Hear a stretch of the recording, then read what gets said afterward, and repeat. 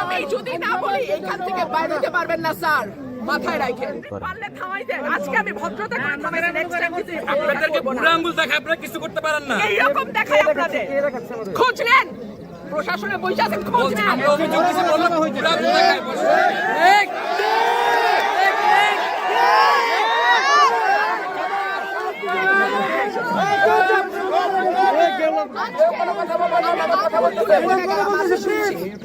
ভবিষ্যতে শুনবো না।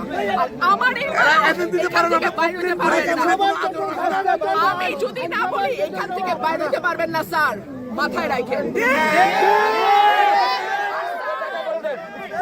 শেখ হাসিনার সময় আপনারা যাদের কথা এখন চলতেছেন তারা কানে ধরে খাটের নিচে থাকতো স্যার।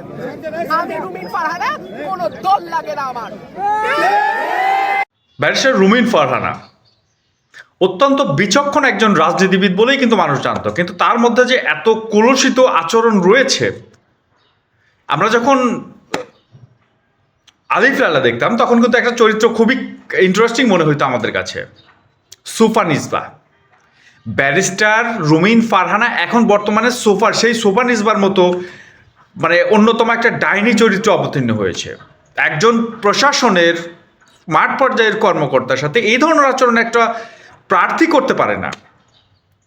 স্পষ্টত সে আচরণবিধি ভঙ্গ করছে, কারণ এই মুহূর্তে তফসিল অনুযায়ী বা নির্বাচন কমিশনের মানে সিস্টেম অনুযায়ী কখনোই সে প্রচারণা চালাতে পারে না। যদি সে চালায় তাহলে তাকে জরিমানা গুনতে হবে এবং এক্ষেত্রে তার প্রার্থিতা বাতিল হতে পারে। সে কি করলো? আচরণবিধি লঙ্ঘনের দায়ে যখন তাকে অভিযুক্ত করা হলো, প্রশাসনের মাঠ পর্যায়ের একজন ম্যাজিস্ট্রেটকে সে হুমকি থামকি, মানে ভয়ঙ্কর হুমকি। এটা কি আসলে আপনি বিএনপির চরিত্র বলবেন? না, এটা বিএনপির চরিত্র না। বিএনপি তার চরিত্র সম্পর্কে আগেই অবহিত হয়েছে, যে কারণে তাকে ওই আসন থেকে নমিনেশন দেয় নাই। এটা কিন্তু সে মানতে পারে নাই। তার চাওয়া নিজে কেন্দ্রিক, সবসময়, শুধু এই সময় না, সবসময় নিজে কেন্দ্রিক চাওয়া। 2018 সালের নির্বাচনের কথা বলেন, দল তাকে যতটুকু চেয়েছে তার চেয়ে অনেক বেশি নিজের চাওয়াতেই সে নির্বাচনে অংশগ্রহণ করে এবং শেখ হাসিনা একটা কূটকৌশল তাকে নির্বাচিত করে ফেলেছে। ঠিক আছে, তাকে নির্বাচিত করেছে শেখ হাসিনার একটা কূট চালে। নির্বাচিত করে এই যে 2-3 জন প্রতিনিধি নিয়ে একটা সংসদে বিরোধী দলের অবস্থা কিন্তু শক্তিশালী হয় না। এই রুমিন ফারহানাদের জন্য 2018 সালের নির্বাচনকে বিএনপি বা অন্যান্য রাজনৈতিক দল বৈধতা দিতে বাধ্য হয়।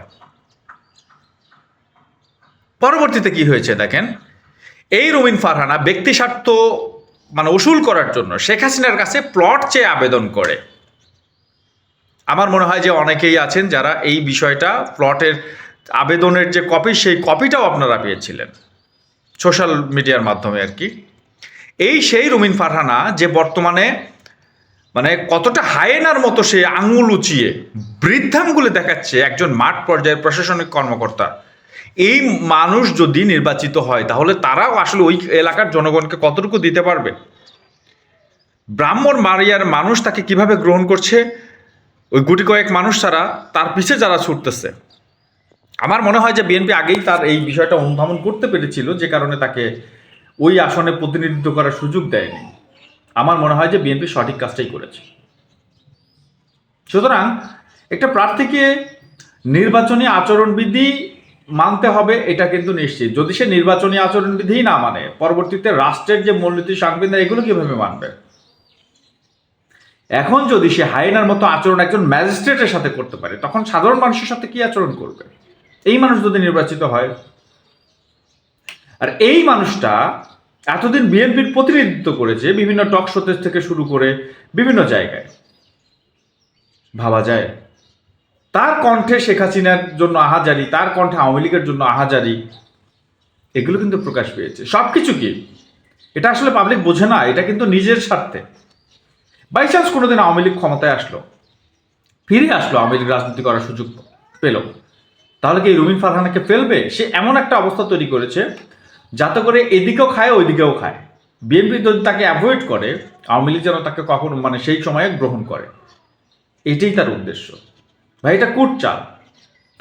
তার মতো একজন আইনজ্ঞ, যে একজন ব্যারিস্টার, আইন বিষয়ে তার জ্ঞান কোনো অংশে কম না, সে কিভাবে নির্বাচনী আচরণবিধি ভঙ্গ করে, এবং আচরণবিধি ভঙ্গ করে একজন আইন প্রয়োগকারী সংস্থা, যিনি একজন নির্বাহী ম্যাজিস্ট্রেট ওই এলাকার দায়িত্বে আছেন, তাকে হুমকি ধামকি দিচ্ছে, রীতিমতো হুমকি। আপনি যদি এখান থেকে, আমি যদি না বলি আপনি এখান থেকে বের হতে পারবেন না, স্যার স্যার।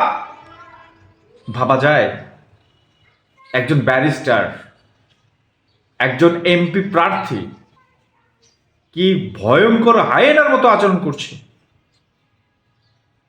এই প্রার্থীগুলো যদি নির্বাচিত হয়, দেশের মানুষকে তারা কিছুই দিতে পারবে না, তারা এই হুমকি দামকি দেবে, রীতিমতো পিটাবে। সুতরাং সাবধান হন, এখনো সময় আছে।